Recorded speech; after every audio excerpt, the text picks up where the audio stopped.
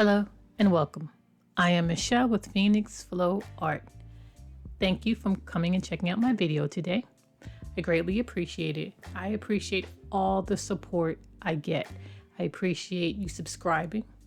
I appreciate you commenting as well as sharing my content. If there's something particular you would like me to try, please put it in the comments below. So, today's video will be done on a 9-inch wooden panel, heart-shaped. It's going to be a Dutch pour. The colors I will be using are iridescent gold, a crimson red, and a Persian rose, which basically is a light pink. So the first color I'm putting on here is the crimson. My second color is the pink or Persian rose. And my final color will be the iridescent gold.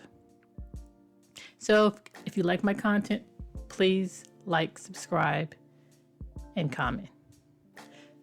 So without further ado, let's get to the video. Phoenix Flow Art, creating is what we do.